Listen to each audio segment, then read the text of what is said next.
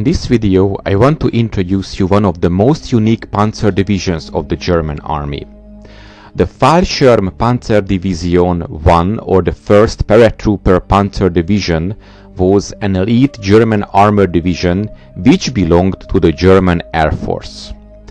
I personally think that this reason for the creation of the unit was purely political. The Reichsmarschall wanted to create a strong force to balance the Waffen-SS tank divisions, and he got the approval for that from the German High Command. The division was organized as a standard tank division, but was called Paratrooper Tank Division because its motorized infantry element, so the two Panzer Grenadier regiments, were recruited from members of the elite paratroopers. Also, a marketing campaign was raised in the army to recruit veteran tank crews for the Panzer regiment of the division. Long story short, the new division was considered as a new and elite unit, which is also symbolized by the cuff titles worn by the members of the unit. The new division debuted in July of 1943 in Sicily.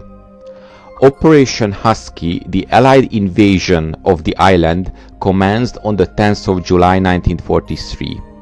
Surrounded by Italian units, most of which were a third-line quality and only too happy to surrender, the Hermann Göring division fought very well, despite coming under devastating fire from Allied naval vessels offshore. They even managed an initially successful counterattack at Gela in the south of the island, led by Colonel Wilhelm Schmalz, who later became the commander of the division. They held their line fanatically, but despite reinforcements, mainly in the shape of the elements of the 1st Fallschirmjäger division flown in from France, the overwhelming Allied superiority saw the German units being pushed northeast towards Messina.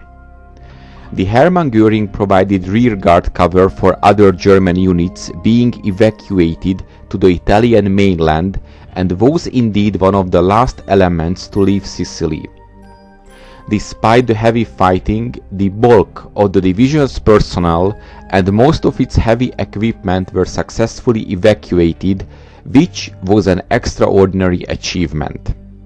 It is perhaps indicative of the qualities of the division that in his post-war memories, General Dwight D. Eisenhower maintained that the Panzer and paratrooper units deployed in Sicily were among the best that the US forces encountered throughout the entire war. He basically stated that each German position could only be taken once its defenses had been destroyed. The division put up a spirited defense, gaining essential time for the main defenses of the Gustav Line to be prepared. This system ran right across Italy, with its western and blocking in the Lear Valley the gateway to Rome. German delaying tactics were highly successful. Sappers destroyed bridges, mined roads and demolished buildings, while infantry guns and armor fought stubborn rearguard actions. The Allied advance was slow and costly, and every day won by the defenders brought closer the onset of winter weather, which could compound the Allies' difficulties. In January of 1944, the Allies took the Germans completely by surprise with a landing at Anzio, north of the Gustav Line's western end, and successfully established a small bridgehead. Not realizing that the road to Rome lay virtually open before him, the US General Lucas hesitated. The very able German commander of the region, Generalfeldmarschall Albert Kesselring, quickly sent units racing to Anzio front, among them elements of the Hermann Göring division, and the bridgehead was successfully contained. The Hermann Göring fought effectively opposite the US 3rd Division and the two unlucky Ranger battalions before being withdrawn to Tuscany to reform.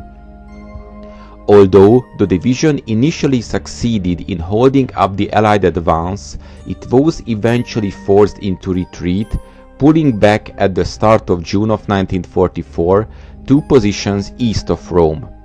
Once again, however, the Hermann Göring division's conduct of the face of overwhelming odds earned it a specific mention in the official German army communiques.